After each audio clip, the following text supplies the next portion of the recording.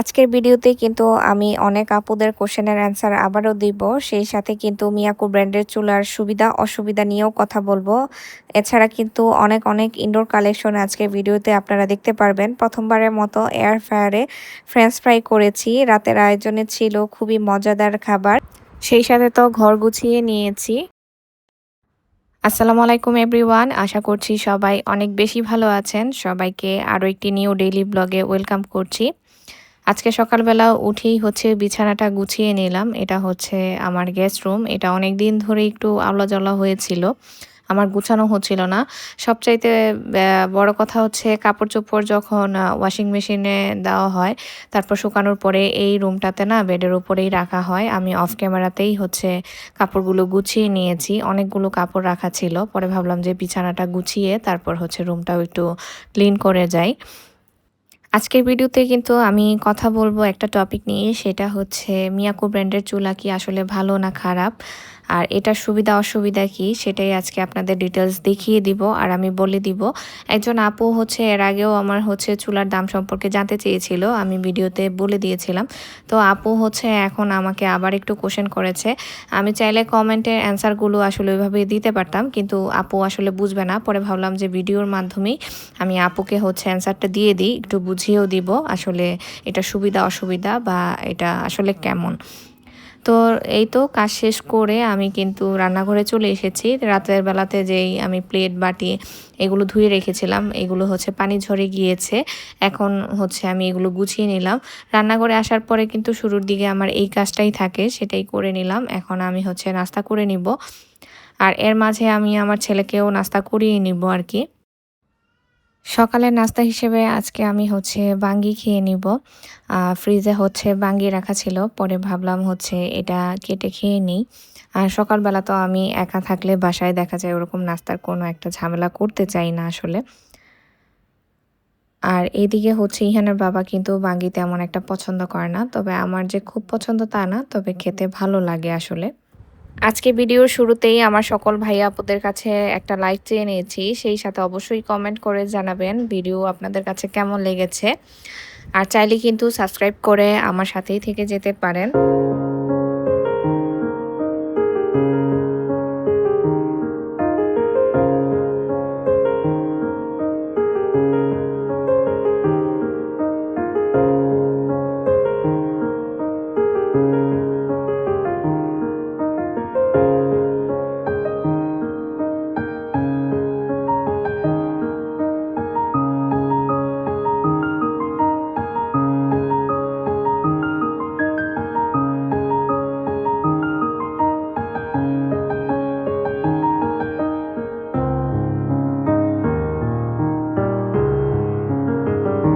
নাস্তা করে কিন্তু আমি আমার ডাইনিং এরিয়ার যে বেসিনটা সেটা ক্লিন করে নিয়েছি।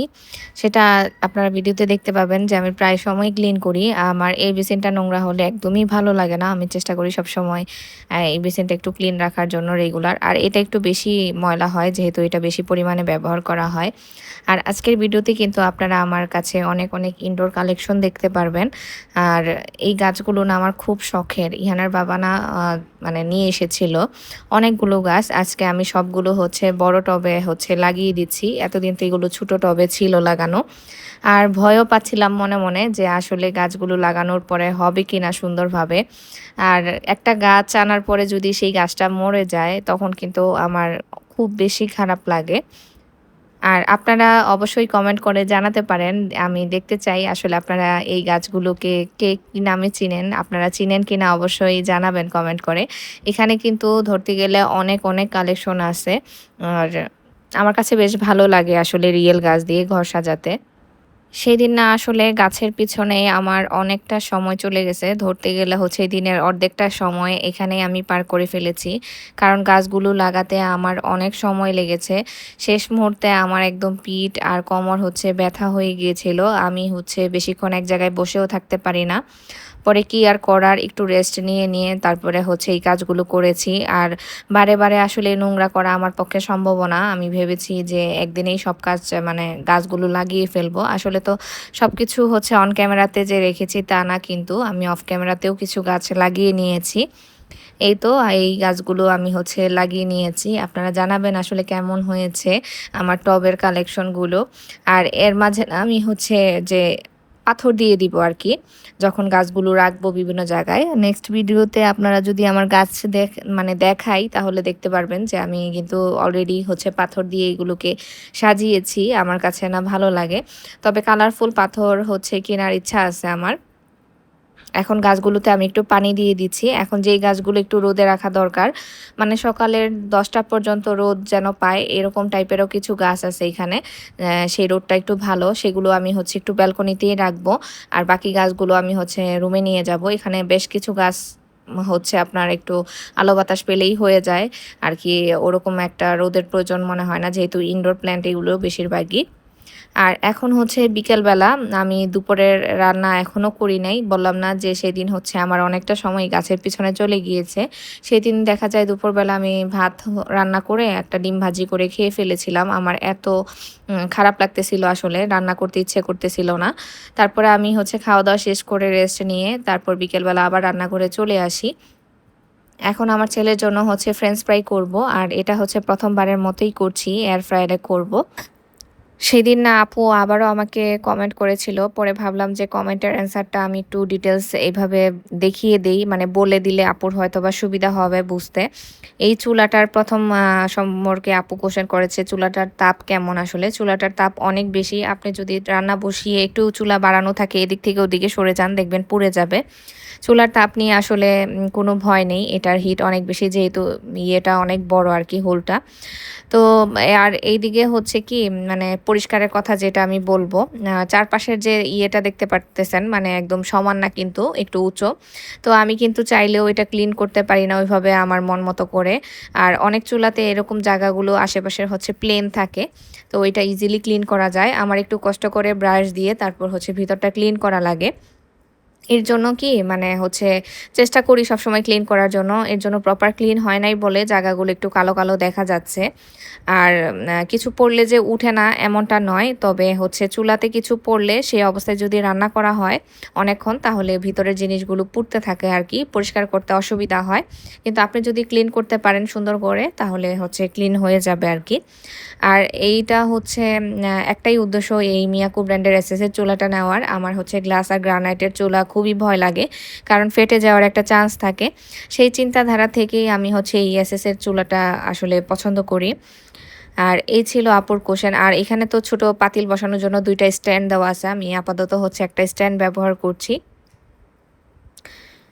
তো আশা করছি আপু কমেন্টের অ্যান্সার পেয়ে গিয়েছেন অলরেডি। আমি আসলে চাইলে আপনাকে অ্যান্সারটা দিতে পারতাম কমেন্টেই, কিন্তু আমি আপনাকে একটু দেখিয়ে বুঝিয়ে দেওয়ার জন্যই হচ্ছে ভিডিওটা করেছি।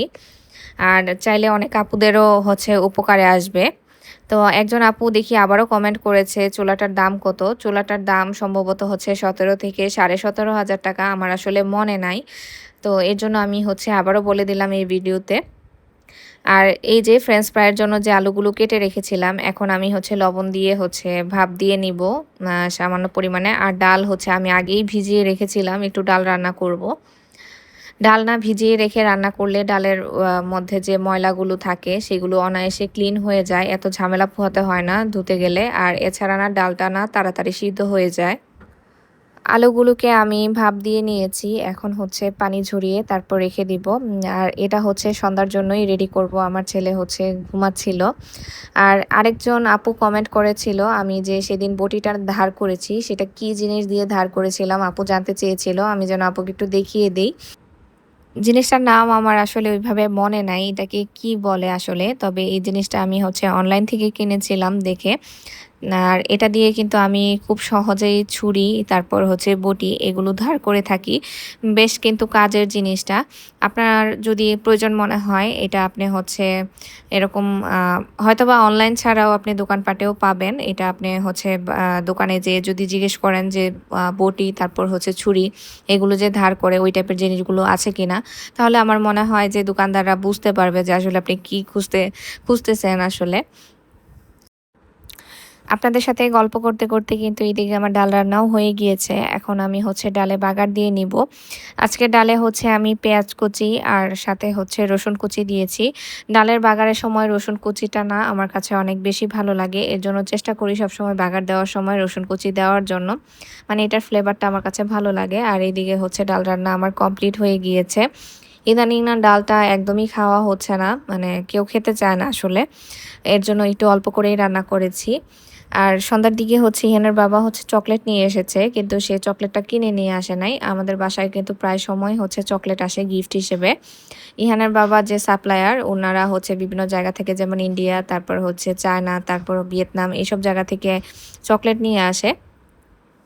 তো চকলেট কিন্তু আসলে আমরা যে খুব পছন্দ করি ব্যাপারটা এমন না। আমার ছেলেও যে খুব পছন্দ করে তা না, তবে সামনে পেলে সে খায় আর কি। তো এই তো এখন আমি হচ্ছে ফ্রেঞ্চ ফ্রাইড প্রিপারেশন নিয়ে নিচ্ছি। আর এখানে আমি হচ্ছে ম্যাগির যে ম্যাজিক মশলা সেটা দিয়ে দিলাম, সাথে একটু লবণ দিয়েছি আর এখন দিয়ে দিচ্ছি হচ্ছে কর্নফ্লাওয়ার।